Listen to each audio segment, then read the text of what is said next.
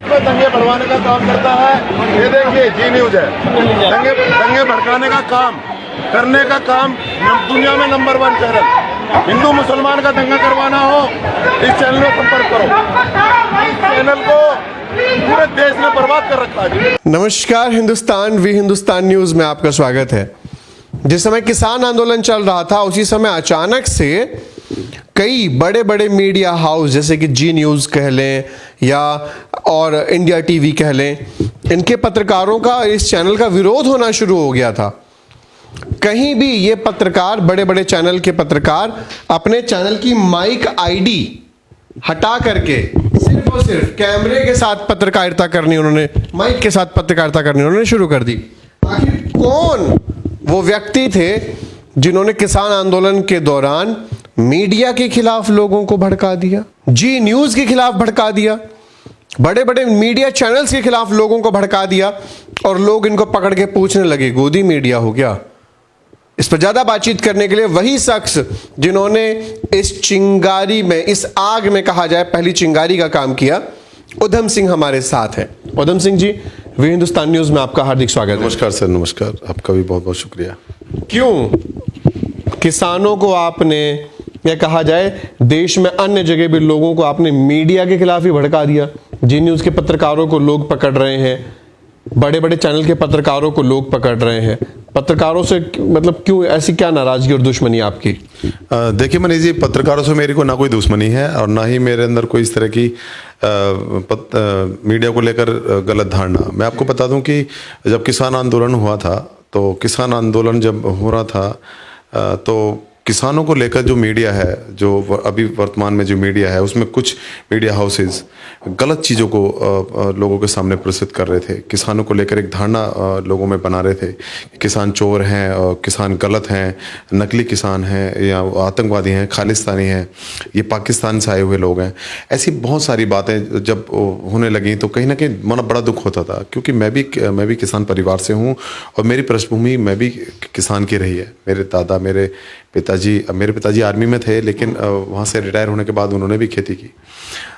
मेरे जो बाबा हैं सभी मोस्टली खेती करते हैं। तो जब किसानों को इस तरह से मतलब भद्दा मजाक के उन लोगों के साथ किया तो मुझे बड़ा दुख होने लगा। और जी न्यूज की एंकर को या आपने पकड़ लिया किसान आंदोलन में? उसका एक कारण था। अभी जब ये घटना घटी थी उस टाइम तो मैं गाजीपुर बॉर्डर पे था और मैं बिल्कुल ठीक में बैठा हुआ था यहाँ पर, और जी न्यूज़ की रिपोर्टर वहाँ पे एंकरिंग कर रही थी और वो इस तरह से हाथ कर करके नकली किसान, देखिए नकली किसान को बोला जा रहा है, नकली किसान। अब मुझे बड़ा दुख हुआ कि देखिए सारे किसान, क्योंकि देखो वेशभूषा किसान की एक अलग होती है, उसका जो नज़रिया है, उसका चेहरा, उसकी बॉडी, मतलब इनको फिर भी समझ में नहीं आ रहा, क्योंकि ये तो लोग एसी में बैठने वाले, इनको ये नहीं पता किसान होता कैसे है। तो मुझे जब मैं ये सुन रहा था, जब वो नकली किसान इस तरह से बातें कर रही थी और यहाँ पर आके अराजकता फैला रहे हैं, इस तरह की बातें कर रही थी, तो मुझे सहन नहीं हुआ और मैंने एकदम से क्वेश्चन करा। मैंने पूछा कि मैम आपको कहाँ से नकली लग रहे हैं, कहाँ से ये देशद्रोही लग रहे हैं, ऐसा क्या काम कर रहे हैं कि आपको देशद्रोही लग रहा है? अगर किसान इस देश में अपने अधिकारों को लेकर नहीं बैठ सकता तो बताइए क्या कर सकते हैं, फिर क्या होगा? और इसी पर वो एंकर भड़क गई और कह रहे कि मैं आपका मोबाइल फेंक दूंगी, आप मेरे से क्वेश्चन नहीं कर सकते। मैंने कहा मैडम आप भी तो क्वेश्चन करते हो, आप भी तो कह रही आप चिल्ला नहीं सकते। मैंने कहा मैडम आप भी तो चिल्ला के बात करती हो, आप भी इतना तेज चिल्लाते हो। मैं कैसा स्टूडियो देखता हूँ, आर भारत है, जी न्यूज है, ऐसे एंकर हैं, ऐसे पत्रकार हैं, मुंह पर झूठ बोलते हैं, ऑन रिकॉर्ड कैमरे के सामने झूठ बोलते हैं, तो बड़ा दुख होता है। और मुझे अब ये 2014 के बाद एक ऐसा माहौल बन गया है न्यूज़ चैनल के खिलाफ कि बड़ा दुख होता है उन पे। मैं सच बताऊं, मुझे बहुत गुस्सा आता है। तो कहीं ना कहीं वो सारी चीज़ें मन में वो कर रही थी कि यार ये इससे कौन इनसे बात करेगा, आखिर ये लोग मुंह पर झूठ बोल रहे हैं। नहीं लगा कितने बड़े मीडिया को छेड़ रहा हूँ, कुछ गलत कर देगा? देखिए मेरे को किसी से डरने की जरूरत नहीं है, ना ही मैं कभी डरा। मैं कभी डरा नहीं हूँ, क्योंकि मेरा नाम उधम सिंह है। मैं कभी डरा नहीं हूँ, मेरे अंदर ना कभी डर लगता किसी से क्वेश्चन करने का। अभी कुछ दिन पहले मनोज तिवारी से मैंने क्वेश्चन किया था कि भैया आपने गाँव गोद लिए थे और आपने उन गाँव में अभी आप गए भी नहीं हो जो गाँव गोद लिए हैं, उसके गाँव की दशा जाके देखो, कितना बुरा हाल है, कीचड़, पूरे गड्ढे हुए पड़े हैं। आपने जो बजट मिला था गांव का, वो आपने क्या किया। तो मेरे को किसी से डर नहीं लगता। कोई भी अगर बड़ा नेता है या बड़ा आदमी है, अगर उससे सवाल करना गलत है तो मुझे सीधी सी बात है, मैं गलत हूं, लेकिन मुझे पसंद है कि मैं सवाल करता हूं। और इस देश के हर नागरिक को सवाल करना चाहिए। जब तक आप सवाल नहीं करेंगे तो जब तक आप देश के अच्छे सच्चे नागरिक नहीं। फिलहाल आप एक मुद्दे को तो सक्सीड करने में आपको सफलता मिली ही कि आपने मीडिया के खिलाफ लोगों को कर दिया। उस टाइम जब जी न्यूज का मैंने विरोध किया तो मैंने आंखों में आंखें डालकर मैंने इनसे पूछा कि मैम आप गलत खबरें क्यों दिखाते हो, आप क्यों हिंदू मुसलमान करते हो, दिन रात हिंदू मुसलमान, दिन रात हिंदू मुसलमान। अब 24 घंटे हिंदू मुसलमान चल रहा है। अब अभी देखिए न्यूज, अभी उत्तर प्रदेश में चुनाव चल रहे हैं, अब यूक्रेन का जो हमला है उसको छोड़ दिया जाए तो दिन रात हिंदू मुसलमान चलता है।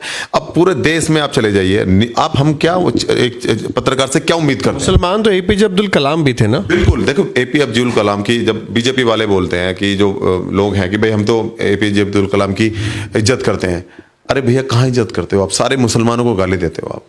हर मुसलमान को पाकिस्तान चले जाओ, हर मुसलमान को देशद्रोही, हर मुसलमान को किसी पे कोई भी जरा सा एलिगेशन है पूरे मुसलमानों को गाड़ी में डाल लेते हो, जेल में भर लेते हो। कई सारे मामले उत्तर प्रदेश में, आपको बड़ी हैरानी होगी, उत्तर प्रदेश में कम से कम 50 से भी ज़्यादा मुस्लिम हैं जो निर्दोष हैं, उनको जेल में इन्होंने डाल रखा है। तो एक समुदाय के खिलाफ, एक धर्म को टारगेट करना, देश में एक इस तरह का माहौल बनाना मीडिया के माध्यम से, भाई भाई को लड़ाना, मुझे लगता है कहीं ना कहीं ये बहुत दुख भरी चीज़ है। इसी चीज़ को लेकर मैं बहुत दिनों से भरा बैठा था और मुझे बिल्कुल बुरा लगा जब मेरे किसानों को, मेरे देश के भगवान को, मेरे जो मैं किसान को भगवान मानता हूं और मेरे भगवान को मेरे मुंह पे गाली दी जा रही है, तो मैं कैसे चुप बैठ सकता था। मैंने तुरंत क्वेश्चन किया, मैम आप इस तरह की बातें क्यों कर रहे हो। तो मैडम ने भड़क गई, तो आप चिल्ला के, तो आप भी तो चिल्ला चिल्ला के बोलते हो, आप भी तो इतनी बुरी तरह एंकरिंग करते हो, इतनी बुरी तरह आप लोग मीडिया पर सवाल उठाते हो जैसे आप सवाल नहीं पूछ रहे, लड़ाई कर रहे हो। इस तरह का माहौल मीडिया में बन चुका है देश के अंदर, तो दुख होता है कहीं ना कहीं। आप बेसिक सवाल उठाइए, एजुकेशन पर सरकार ने क्या काम किया, हेल्थ पर क्या काम किया, रोजगार पर क्या काम किया, महंगाई पर क्या काम किया, ये मुद्दे होने चाहिए देश के। हिंदू मुसलमान कोई बड़ा मुद्दा नहीं है। फिलहाल देश की मीडिया को मैं आपको खुद भी बता दूं, ज़्यादा मेहनत ये लोग करते नहीं है। लोगों को पेंशन मिले या ना मिले, इन्हें कोई मतलब नहीं है। गरीब आदमी मर रहा है, इन्हें कोई मतलब नहीं है। आप चैनल खोल के देखिएगा ये लोग चलाते क्या है, ये लोग सिर्फ एजेंडा चलाते हैं। शायद मुझे लगता है वही दौर था जब और लोगों ने भी बड़ी मीडिया के खिलाफ आवाज उठानी शुरू कर दी थी और बड़ा वायरल भी हुआ था आपका वो वीडियो। हाँ मनीष जी, वो जो वीडियो था करीब 20 करोड़ लोगों ने भी ज़्यादा वीडियो देखा था, वो इतना वायरल हुआ, मिलियन में उसके व्यूज़ थे। और विनोद कपूरी, कांग्रेस के नेता दिग्विजय सिंह, पंजाब के चीफ मिनिस्टर और भी बहुत सारे मुख्यमंत्रियों ने वो वायरल किया था वीडियो, बहुत बड़े लेवल पर वायरल हुआ था। उसका तो कोई कारण था, क्योंकि जब मीडिया इस तरह की धारणा बना रहा था किसानों को लेकर, तो मैंने विरोध किया। सबके अलग अलग भी हो सकते हैं कि विरोध नहीं करना चाहिए, महिला पत्रकार थी, लेकिन देखो विरोध तो किसी को करना पड़ेगा। एक व्यक्ति दिन रात खबरें दिखा रहा है, गलत खबरें दिखा रहा है, नेगेटिव खबरें दिखा रहा है, तो कौन आगे आएगा बताइए। मैं आगे आया, मैंने विरोध किया मीडिया का। उसके बाद जब वो वीडियो वायरल हुआ, मनीष जी आपको बड़ी हैरानी होगी कि जब ये वीडियो वायरल हुआ उसके बाद R Bharat, Zee News, India TV, Aaj Tak, ये लोग अपनी माइक आईडी छुपाने लगे थे। और अब ये चैनल्स ने भी दिखाया था और ये मीडिया में भी चीजें हुई थी। लोगों में एक कॉन्फिडेंस आया कि यार ये गलत चीजें दिखा रहे हैं, इनका विरोध होना चाहिए। ये लोग दिन रात हिंदू मुसलमान करते हैं, इनका विरोध होना चाहिए। ये लोग दिन रात हमारे किसानों को पाकिस्तानी, देशद्रोही, खालिस्तानी, नकली किसान वगैरह वगैरह न जाने क्या क्या उनको बोल रहे थे। तो कहीं ना कहीं लोगों में आक्रोश तो था, लेकिन आगे आगे आगे कौन आए। लेकिन हमारे देश में वो है ना कि भगत सिंह मेरे घर में पैदा ना हो, दूसरे के घर में पैदा हो जाए, इस तरह की चीजें हैं। तो जब ये वीडियो आया तो लोगों में पूरे देश में कि जब वीडियो ये वायरल हुआ तो लोगों ने फिर इन सभी को, जो गलत मीडिया था, मैं सभी मीडिया को नहीं बोल रहा, लेकिन जो गलत मीडिया था उनको सबको टारगेट किया। उनको बोला कि आप बाहर जाइए, आप गलत खबरें दिखाते हो, आप हमें पाकिस्तानी दिखाते हो, आप हमें देशद्रोही बोलते हो, आप हमें क्या नाम है, ये नकली किसान बोलते हो।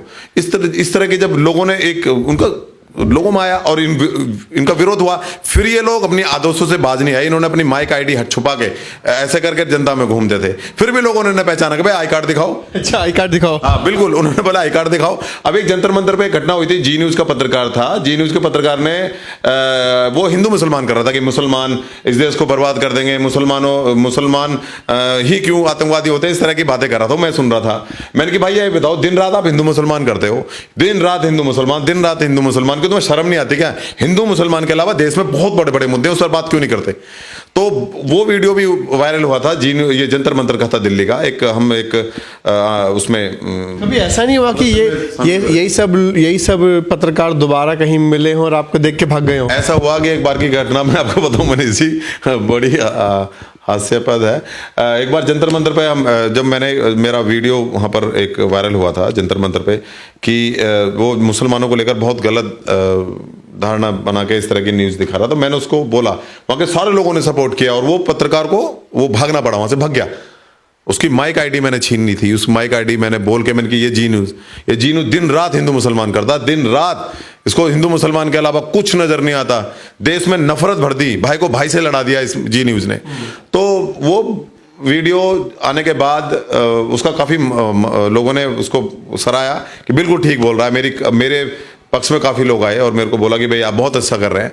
और उसके बाद क्योंकि जब ये घटना घटी तो मेरा चेहरा ऑटोमेटिकली न्यूज़ उसमें चल रहा था, तो 2-3 महीने बाद एक और प्रदर्शन था जंतर मंतर पर। अब आपको बड़ी हैरानी होगी, जब मैं जंतर मंतर पर गया तो वो सेम पत्रकार वहाँ पे मिल गया। आप यकीन नहीं करोगे, वो पता नहीं, वो उसको मैंने देखा और देख के जैसे मैंने इधर गर्दन घुमाई, किसी काम में लग गया, वो पत्रकार वहाँ से गायब हो गया और मैं पूरे उसमें उसको ढूंढता रहा। आप यकीन नहीं करोगे, पत्रकार ही गायब हो गया वहाँ से। पत्रकारों को इतना नहीं डराना चाहिए। मनीष जी, मैं नहीं किसी को डरा सकता, हम कौन होते हैं किसी को डराने वाले, लेकिन जो न्यूज़ चैनल लोगों में डर का माहौल बना रहे हैं, डर की स्थापना कर रहे हैं, उनके ब्रेन वॉश कर रहे हैं, इस तरह से एक धर्म के प्रति उसको नकारात्मक चीज़ें दिखा रहे हैं, इस तरह की बातें कर रहे हैं, तो मुझे लगता है कि देश के खिलाफ है। और जैसे मेरा एक वो है कि मैं कभी भी गलत चीज़ें नहीं, मेरे को बिल्कुल भी आदत नहीं है कि कोई गलत कर रहा है उस पर ना बोलो। मनीष जी, मैं आपको बता दूं, मेरे को बचपन से आदत है, अगर मैं किसी बस में भी जा रहा हूं और कोई वहां पर किसी महिला को छेड़ रहा है, तो मैं कितना भी, चाहे मेरे से ताकतवर हो, मेरे से बलशाली हो, मैं उससे भिड़ जाता हूं कि भैया आप इसको टच क्यों कर रहे हो इतनी देर से, आप इसको। वैसे बहुत सारे वाक्य मेरे उसमें रहे हैं। और जब मैं 12वीं क्लास में था, तो 12वीं क्लास में कोई शिकायत वगैरह का इतना ना मुझे शौक था ना मैंने कभी की। तो मेरी मम्मी का किसान क्रेडिट कार्ड था और किसान क्रेडिट कार्ड बनाने के लिए बैंक मैनेजर ने 2000 रुपये की मम्मी से पैसे लिए थे। तो वो 2000 रुपये के बारे में जब मुझे पता चला था, तो मैंने उस टाइम उस बैंक मैनेजर को सस्पेंड करवा दिया था, जब बिल्कुल भी कोई शिकायत का इतना बड़ा वो नहीं था। तो मैंने जब भी मम्मी को बोला कि 2000 रुपये क्यों दे दिया आपने, किसान क्रेडिट कार्ड सबका बनता है, अगर आपका बन रहा है तो पैसे देने की क्या आवश्यकता है। और जब मैंने जब उसकी जो हमारा जिला लगता, तहसील लगता था, वहाँ पे जो मैं कलेक्टर को वहाँ पर कंप्लेंट देकर आया था कि इस व्यक्ति ने मेरी मम्मी का किसान क्रेडिट कार्ड बनाने के एवज में 2000 रुपये लिए। जब ये बात स्वीकार हुई और पैसे दिए थे, मम्मी का बयान हुआ, उसके बाद उसको वहाँ से हटा दिया गया। तो मैं तो ये मानता हूँ, मेरा अपना व्यक्तिगत मानना है, आपको कहीं भी कोई गलत लगता है, आपको कहीं भी कोई चीज़ गलत लगती है, अगर आपको लगता है सवाल उठाना चाहिए तो बिल्कुल उठाइए। मनीष जी, आप जब तक सवाल नहीं उठाओगे जब तक चीज़ें ठीक नहीं होंगी। लेकिन एक चीज़ और, उधम सिंह जी, आपके वार्ड में, आपके इलाके में जब भी मैं जाता हूँ, शिकायत गुरु के नाम से आपको कहा जाता है। क्यों करते हो भैया इतनी शिकायत आप? सर देखो, मैं आपको बता दूं कि शिकायतें करना, देखो मैंने शुरू में कहा, जब तक आप शिकायत नहीं करोगे, जैसे एक कहावत है कि जब तक बच्चा रोता नहीं है तो माँ दूध नहीं पिलाती। देखो, हम जब गलियों में जाते हैं, हम अपने वार्ड में, विधानसभा में घूमते हैं, लोग शिकायत करते हैं, हमें देख के शिकायत करते हैं, अरे भैया नाली जाम हो गई है, नाली से कूड़ा नहीं उठ रहा है, नालियाँ भरी हुई हैं, कभी सफाई नहीं होती है, और ये खंबा लगा हुआ है, इस खंबे को देखो कितनी वायरिंग हो रही है।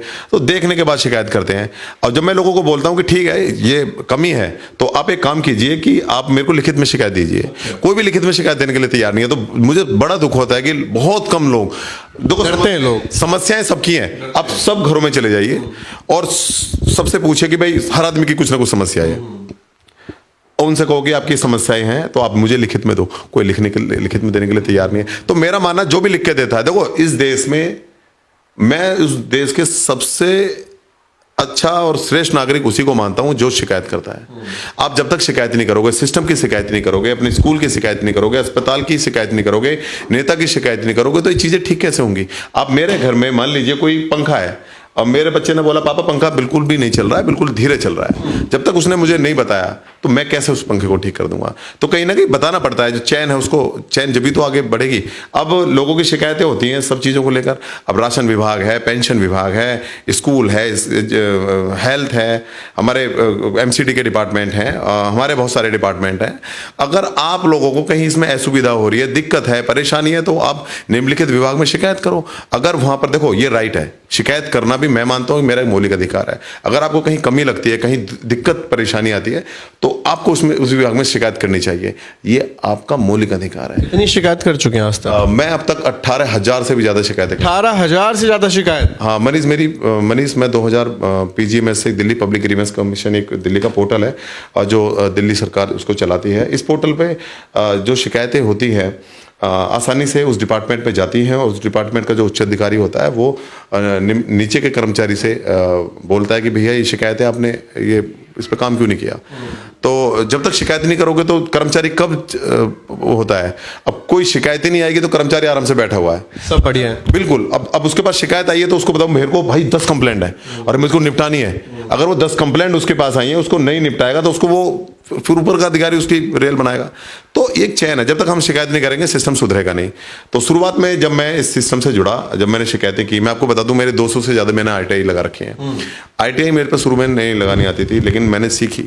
ऐसी ग्रीवेंसेस मेरे को नहीं पता थी, लेकिन धीरे धीरे जब मैंने ग्रीवेंसेस लगाई, लोगों के काम हुए, तो लोगों ने मुझे बताया कि मैंने आपको ये चीज़ बताई थी और ये काम मेरा हो गया। तो अंदर से बड़ी खुशी मिलती थी कि मैंने एक बुजुर्ग, शुरुआत में जब मेरे साथ एक घटना घटी 2013 की बात है, तो एक महिला थी कि मेरी पेंशन नहीं आ रही है और काफ़ी दिनों से मेरी पेंशन नहीं आ रही है। तो मैंने उसकी कंप्लेंट मेरे दोस्त हैं आम आदमी पार्टी में, उन्होंने मुझे ग्रीवेंसेस सिखाई थी, कपिल धामा जी। तो उन्होंने बोला था कि कोई भी शिकायत आए तो आपको इस पे डालनी है और ऐसे ऐसे करना है। तो मैंने एक दिन मजाक में ऐसे ही किसी महिला की कंप्लेंट उस पर पोर्टल पे डाल दी। आप यकीन नहीं करोगे कि हफ्ते 10 दिन के अंदर उस महिला की पेंशन आ गई। जितना भी रुका हुआ पैसा था वो सारा उस महिला के खाते में आ गया और महिला मेरे पास आई और वो एक छोटा सा आधी किलो का मिठाई का डिब्बा भी लेकर आई। तो उसने कहा कि मैं आपके पास आई थी और आपने मेरी पेंशन काफ़ी समय से रुकी हुई थी और भैया मेरी पेंशन आ गई, मैं आपका बहुत बहुत धन्यवाद। मुझे अंदर से मैं बता नहीं सकता मनीष जी, उस टाइम एक अंदर से बड़ा मैं भावुक हो गया था और मुझे बड़ा मतलब लगा कि यार कुछ किया जा सकता है। और उसके बाद मैं पीछे मुड़ के मैंने नहीं देखा। आज मेरा 18,000 से भी ज़्यादा मेरी ग्रीवेंसेस हो चुकी हैं।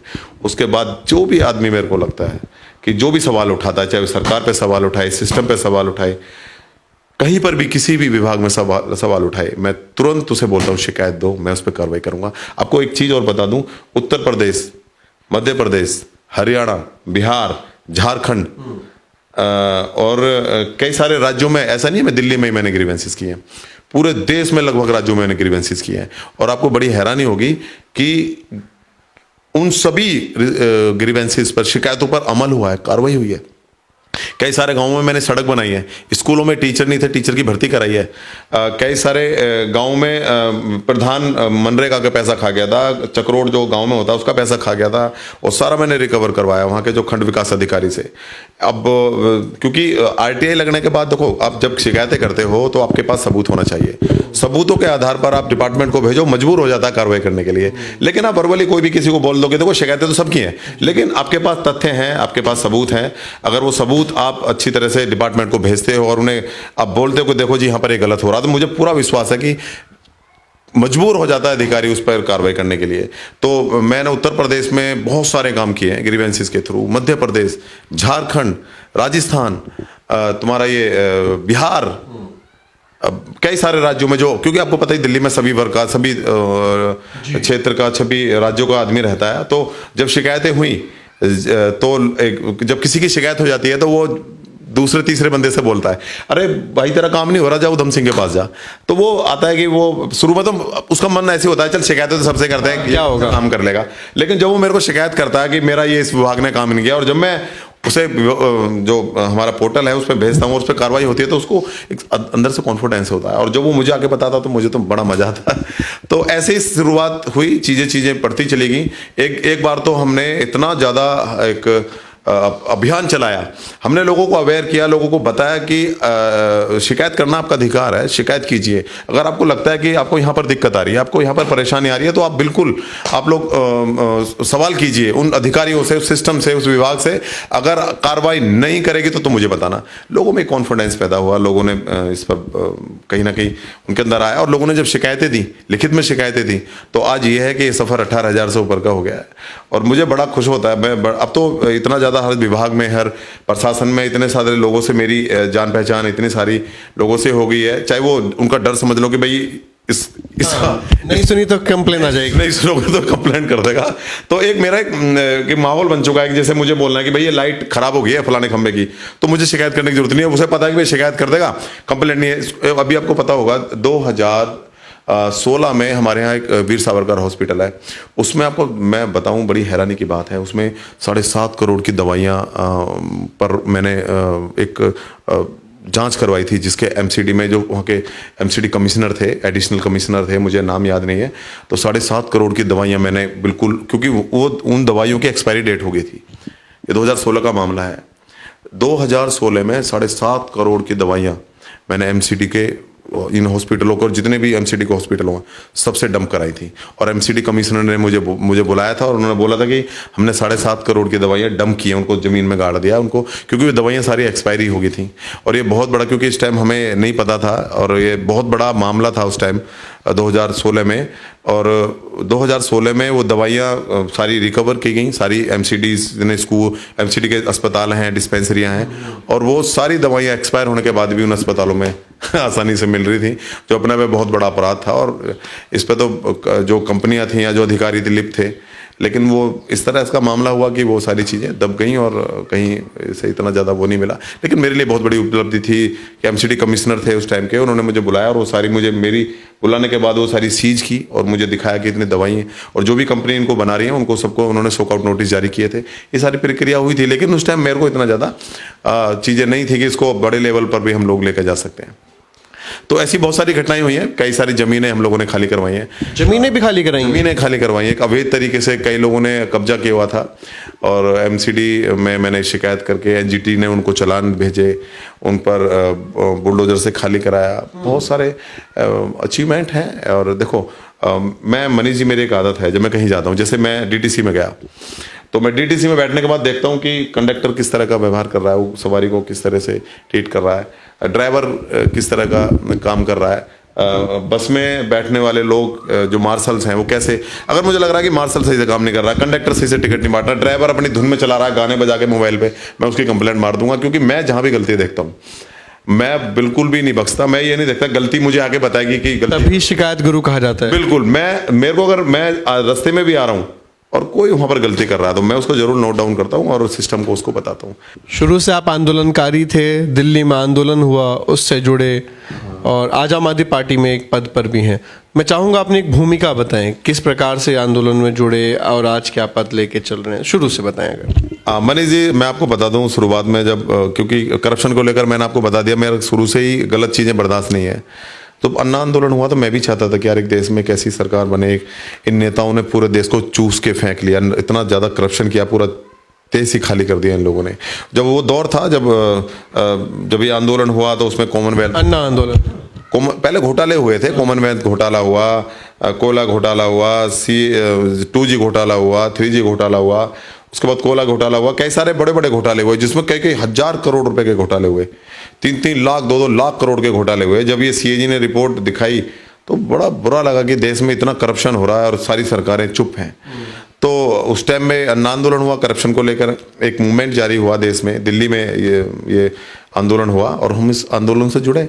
आंदोलन में आने के बाद आंदोलन में हमने पूरा साथ दिया इस आंदोलन का। हमारे यहाँ से काफ़ी लोग जाते थे, मैं भी जाता था, और आपको बड़ा वो लगता था कि यार एक देश में एक मूवमेंट आया है, उसको लोगों का समर्थन मिला है और ऐसी भ्रष्ट सरकारों को सबक सिखाना है, इस तरह की चीज़ें हुई थी। जब अन्ना आंदोलन हुआ उसके बाद, फिर अन्ना आंदोलन के बाद जब सरकार ने उसको अपने कि हम जन लोकपाल बनाएंगे, उसको तितर बितर किया जैसे भी है। उसके बाद फिर पार्टी की स्थापना हुई, पार्टी का गठन हुआ। और जब अरविंद केजरीवाल जी ने कहा कि पार्टी बनानी चाहिए, क्योंकि ये लोग तो क्योंकि उस टाइम कांग्रेस ने बोला कि अगर आपको जन लोकपाल बनाना तो लड़के आइए, सड़क से आंदोलन, जन लोकपाल नहीं बनता, कानून नहीं बनता तो लड़कर आइए। वो बात चुप गई अरविंद जी को, और फिर उन्होंने बोला कि ये लोग इस तरह से जन लोकपाल नहीं बनाएंगे, ना इसको लागू करेंगे, हमें एक पार्टी बनानी पड़ेगी, और पार्टी बनाने के बाद हम अपना जन लोकपाल पास करेंगे।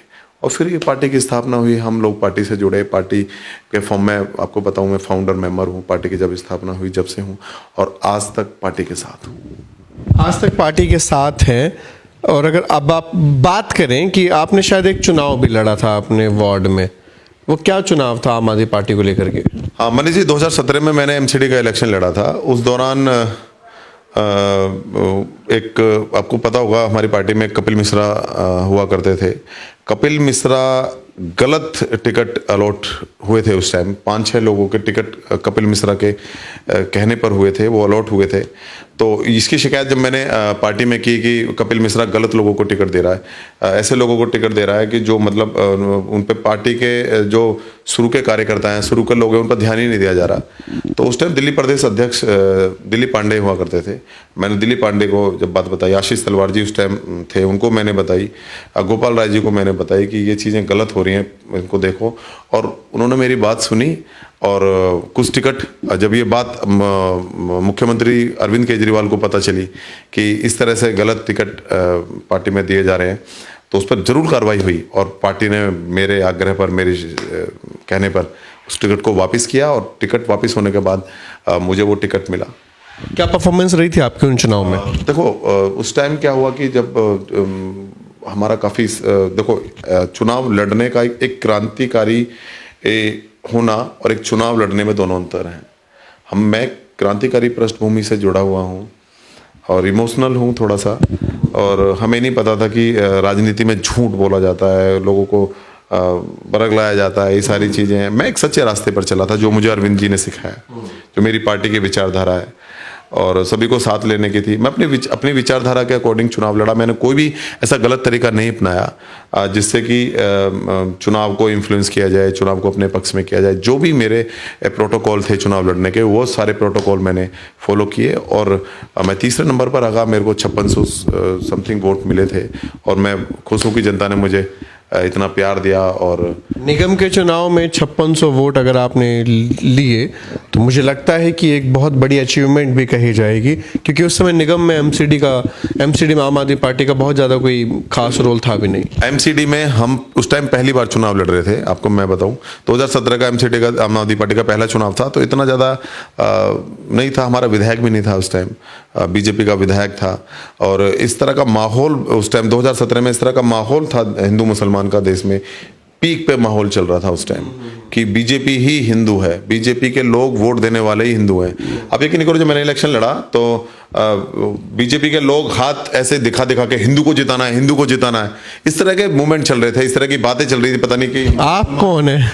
अब मतलब इस तरह का एक माहौल बना दिया गया था कि बीजेपी से खड़ा हुआ उम्मीदवार ही हिंदू है, अन्य पार्टी से जो लोग खड़े चाहे वो हिंदू हैं, लेकिन वो हिंदू नहीं है। इस तरह का एक माहौल जब बनाया गया, तो उससे देखो, हम हर चीज़ में आगे रह सकते हैं, लेकिन हमसे हिंदू मुसलमान नहीं होता, ना हम हिंदू मुसलमान कर सकते। अगर हम हिंदू मुसलमान करेंगे तो शिक्षा, स्वास्थ्य, बिजली, पानी के मुद्दे पीछे छूट जाएंगे। देखिए, जिसकी गलती है उसको सजा मिलनी चाहिए, चाहे वो हिंदू हो या मुस्लिम हो, लेकिन एक अनावश्यक का माहौल बनाना, ये तो कहीं ना कहीं देश के साथ ही कहा जाए धोखा ही है। और कई पार्टियां इसी के बेस पर चुनाव लड़ रही हैं और काफ़ी हद तक जीत भी रही हैं।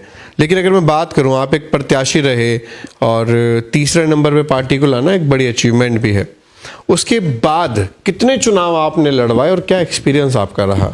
मनीष जी, 2000 जब हमारी पहली सरकार बनी 2013 में, जो हमारी 28 सीटें आई थी, उसके बाद फिर 2015 में फिर उसका चुनाव लड़ा, दिल्ली विधानसभा का। उसके बाद फिर लोकसभा का हम लोगों ने चुनाव लड़ा, उसके बाद फिर निगम का चुनाव लड़ा, उसके बाद फिर लोकसभा का, फिर विधायक का। तो 6 चुनाव मैंने अपने अब तक लड़वाए हैं। एक चुनाव मैंने खुद लड़ा, 5 चुनाव मैंने लड़वाए हैं, तो करीब 6 चुनावों का मैंने अपने लड़वाया और काफ़ी अहम भूमिकाएं मैंने चुनावों में अदा की हैं, चाहे वो लोकसभा का चुनाव हो, एमसीडी का चुनाव हो या विधानसभा का चुनाव हो। अच्छा, फिर चुनाव आ रहे हैं नज़दीक में, क्या लगता है आप, क्योंकि सीनियर लीडर से तो बात करते ही होंगे पार्टी में, इस बार कैसे कैंडिडेट्स को एमसीडी में टिकट देने वाली है आम आदमी पार्टी? देखिए, आम आदमी पार्टी इस बार जो ग्राउंड पे काम कर रहे हैं, जो ज़मीन पर काम कर रहे हैं, जो लोगों की भावनाओं को समझते हैं, लोगों की जिनको लोगों को लगता है कि उम्मीद है और जो ज़मीन पर काम करना जानते हैं। एक तो होता है कि ज़मीन पर काम करना, एक ज़मीन पर काम करना जानता हो, इन दोनों में अंतर है। करवाना भी आना चाहिए लीडर को। तो जो भी लीडर है, कोई भी, देखो एमसीडी में इस बार मुझे पूरा विश्वास है कि आम आदमी पार्टी जो ज़मीनी स्तर पर मजबूत है, ज़मीन पर काम करने वाला व्यक्ति है, उसी को प्रेफर करेगी। बाकी पार्टी इस पर पूरा ध्यान दे रही है और मुझे उम्मीद है कि इस बार एमसीडी के इलेक्शन में आम आदमी पार्टी उसी को चुनाव लड़वाएगी जो ज़मीन पर मजबूत है। और आप जैसे जानते हैं, मेरा जो वार्ड है वो महिला जनरल वार्ड है और मैं चाहता हूं कि पार्टी जो मजबूत कैंडिडेट है, पढ़ा लिखा कैंडिडेट है, जो चीज़ों को समझता हो, लोगों की फीलिंग्स को समझता हो, जिसके अंदर बेहतर लीडरशिप हो, मैं चाहता हूं कि पार्टी उसको आगे। लेकिन वार्ड का तो कम से कम होना ही चाहिए, या कोई भी पैराशूट कैंडिडेट भी काम करेगा? नहीं नहीं नहीं नहीं नहीं, अगर देखिए पैराशूट कैंडिडेट मुझे नहीं लगता पार्टी देगी, क्योंकि हमारे वार्ड में बहुत कैंडिडेट हैं जो सक्षम हैं, अच्छे काम करना जानते हैं, उनकी अच्छी लीडरशिप है। पार्टी उस पर देख रही है और उस पर एनालिसिस कर रही है, उसको परख रही है और सारी चीज़ों पर बातें चल रही हैं। और अभी जैसे कि हमारे काम रहे हैं, दिल्ली सरकार ने जो काम किए हैं, बहुत सारी अचीवमेंट्स रही हैं कामों को लेकर दिल्ली में, तो लोगों का इस बार बहुत ज़्यादा भरोसा, मैं आपको बताऊं बड़ा प्यार मिल रहा है इस बार। मेरे इलेक्शन से ये इलेक्शन काफ़ी अलग है, क्योंकि मैं वो माहौल देख पा रहा हूँ, वो लोगों में एक जज्बा देख पा रहा हूँ, वो फीलिंग्स। किस काम की बात कर रहे हैं? वैसे दारू के ठेके जो हर वार्ड में खुलवाए जा रहे हैं, दिल्ली को दारू की नगरी बनाई जा रही है, ये क्या वाकई में इनसे चुनाव के मुद्दे, अच्छे मजबूत मुद्दे, और इनसे चुनाव जीतेगी आम आदमी पार्टी? नहीं मनीष जी, ऐसा बिल्कुल भी नहीं है। मैं आपको बता दूं कि ऐसा बिल्कुल भी नहीं है कि हम लोग दारू के ठेके खुलवा रहे हैं। एमसीडी जानबूझकर दारू के ठेकों को इस तरह से लोगों के सामने प्रस्तुत कर रही है ताकि लोगों को लगे कि केजरीवाल तो दारू पिला रहा है। अब लोग देख रहे हैं कि दारू की बात तो हो रही है, लेकिन ठेके तो कहीं है ही नहीं। मैं आपको बता दूं कि पहले जो है क्या नाम है, ये जो 6,000 का रेवेन्यू इकट्ठा होता था, हाँ, क्योंकि जो नई आबकारी नीति आई है उसमें कई सारी चीज़ें बिल्कुल सरकार ने अलग की हैं। पहले बहुत सारी चीज़ें गलत तरीके से इंस्टॉल होती थी और उससे काफ़ी टैक्स चोरी होता था। टैक्स चोरी होता था, रेवेन्यू जो जनरेट सरकार को, वो कहीं ना कहीं चोरी होता था और चोरी करने वाले कांग्रेस और बीजेपी के लोग थे। मैं आपको बताऊं, पहले 6,000 करोड़ रुपए सालाना रेवेन्यू इकट्ठा होता था दिल्ली सरकार को, अब 9,500, जो 3500 करोड़ की जो चोरी, 3500 करोड़, ये 3500 करोड़ की जो चोरी है, कहीं ना कहीं ये इसको पकड़ा गया है, इसको रोका गया है और जो सीधा सीधा सरकारी खजाने में जा रहा है। तो इससे बीजेपी को दुख है, कहीं ना कहीं बीजेपी को दुख है कि जो 3500 करोड़ रुपए दोनों मिलकर, कांग्रेस और बीजेपी चल रहे, दोनों का चल रहा था, वो कहीं ना कहीं ब्रेक लग गया। तो ऐसा कुछ नहीं है कि हमारी सरकार शराब को बढ़ावा दे रही है। मैं आपको बता दूं, मेरे विधानसभा में पहले 2 ठेके थे, आज 1 ठेका है। उल्टा कम हुए हैं। करावल नगर विधानसभा है, उसमें पहले 3 ठेका हुआ करते थे, 2 हैं। तो इस तरह की एक धारणा बनाती जा रही है। मैं जितने पर पूरी दिल्ली में चैलेंज कर रहा हूँ, आप जो भी लोगों के सामने इस तरह की बातें की जा रही हैं कि शराब के ठेके ज़्यादा खुलवा रही है दिल्ली सरकार, ऐसा नहीं है। आप अपने आसपास देखें, जो भी जागरूक नागरिक है और ये कहे कि पहले कितने ठेके थे, आज कितने ठेके हैं, तो आपको पता लग जाएगा पहले 4 ठेके थे, आज 2 ठेके हैं, 3 ठेके हैं। तो हर विधानसभा में 1-2 ठेका कम हुआ है शराब का। अगर मैं बात करूं, उधम सिंह को गुस्सा कब आता है? देखिए मनीष जी, मैं आपको बताऊं कि गुस्सा कब आता है। मेरे को जो गुस्सा आता है वो जब आता है जब कोई भी अपनी जिम्मेदारियों से भागता है या काम करने में परेशान करता है उस व्यक्ति को जिसका काम करना उसको जिम्मेदारी बनती है, तो मुझे कहीं ना कहीं गुस्सा आता है। ऐसे बहुत सारे काम हैं जिसकी जिम्मेदारी बनती है कि उसको करके देने की, लेकिन उसको परेशान करना, उसको दुखी करना। अभी राशन की दुकानों पर देखिए, राशन उसको देना है लेकिन फिर भी टाइम से दुकान नहीं खोलना, उसको बेवजह उनको लाइन में खड़ा करना। अब पहले जब ये राशन की दुकानें थी, मेरे पास महीने में 20, 30, 40, 50 शिकायतें आती थी। इसके लिए पूरी राशन की दुकानों के लिए मैंने एक अभियान चलाया आज मनीष जी बड़ी हैरानी होगी कि एक भी ग्रीवेंसेस नहीं आती मेरे पास राशन की दुकानों को लेकर। तो चीज़ें सुधरती हैं और मुझे बड़ी खुशी है कि जो लोग सुधरते हैं, मैं किसी को सुधारने की कोशिश कर रहा हूँ, अगर वो सुधर रहा है तो मेरे लिए सबसे बड़ी खुशी की बात है। और जो कहता है कि जो व्यक्ति को लगता है कि भाई मेरे से गलती हो रही है और ये नहीं करना चाहिए, उसको एहसास हो जाए गलती का, तो मेरे लिए सबसे बड़ा वो है। तो मुझे गुस्सा सिर्फ ये जब ही आता है जब आदमी अपनी जिम्मेदारियों से भगता है। जिम्मेदारियों से नहीं भगना चाहिए। अगर कोई किसी से सवाल कर रहा है, कोई किसी की शिकायत कर रहा है, किसी को सवाल पूछ रहा है, तो उसे भगना नहीं चाहिए, डट के उसको बताना चाहिए कि भैया आपकी ये कारण रहे हैं जिससे ये काम नहीं हो पाया। बताने में कोई कुछ नहीं जाता है, लेकिन वो अब ना बताए, उसको इधर उधर की बातें करें तो मुझे बड़ा गुस्सा आता है। और दिल कब दुखता है उधम सिंह का? देखिए, दिल तो मेरा जब दुखता है कि जब कोई व्यक्ति आप पर विश्वास करता है, आपको आपके विश्वास की दुहाई देता है और वो आदमी फिर बाद में थोड़ा सा अपने विचारों से हट जाता है। धोखे से दुख होता है। हाँ, जो धोखेबाज हैं। देखिए, पॉलिटिक्स बहुत गंदी चीज़ है, मैं आपको बताऊं। एक पॉलिटिक्स में एक चीज़ धारणा बनी हुई है कि भैया इसमें धोखेबाज लोग हैं, इसमें गलत लोग हैं, इसमें चोर उचक्के शामिल होते हैं। कि जैसे पुलिस को लेकर एक धारणा है ना, ऐसी नेताओं को लेकर एक धारणा है। तो मैं सभी को एक आश्वासन देना चाहता हूँ कि ऐसा बिल्कुल भी नहीं है। बहुत सारे ऐसे नेता हैं जो लोगों के हितों के काम करते हैं, उनकी रक्षा करते हैं, उनके वजूद की लड़ाई लड़ते हैं, उनके लिए संघर्ष करते हैं। ऐसी बहुत सारी योजनाओं पर काम करते हैं जो लोगों तक पहुँचें। ऐसी बहुत सारी चीज़ें होती हैं जो कई सारे हमारे सामने ऐसे एग्जाम्पल हैं कि हमें कई बार हमें डर लगता है कि यार तू कहाँ पे ये सारी चीज़ें कर रहा है, लोग दुश्मन बन गए हैं। लेकिन जब उस काम को होने के बाद जब लोगों को उसका फ़ायदा मिलता है तो अंदर से बड़ी खुशी होती है। ये सारी चीज़ें रही हैं। तो मुझे दुख यही होता है कि लोग राजनीति में जिसको कमिटमेंट करें, जिसको भी करें, उस पर विश्वास से करें, उसको धोखा ना दें, उसको इस तरह से ना करें कि उसको अभी उसका इस्तेमाल कर लें फिर उसको फेंक दें। यूजन थ्रो का जो चल रहा है, ये सब नहीं होना चाहिए। ऐसे करने वाले लोग मैं बड़ी नफरत करता हूँ ऐसे लोगों से। वाकई में जो लोग धोखा देते हैं उनसे बचना भी चाहिए। अभी हिंदुस्तान न्यूज़ को आपने अपना कीमती समय दिया उधम जी, इसके लिए बहुत बहुत धन्यवाद। धन्यवाद मनीष जी। उधम सिंह को आपने सुना, मजबूती से बात रखते हैं और ऐसा नहीं कि मीडिया के खिलाफ है, हाँ गलत बात के खिलाफ है और बड़ी मजबूती से गलत बात के खिलाफ आवाज़ उठाते हैं, तभी तो शिकायत गुरु कहलाते हैं। बताइए, 18,000 से ज़्यादा कंप्लेंट मात्र कुछ सालों में। वे हिंदुस्तान न्यूज़ देख रहे हैं आप।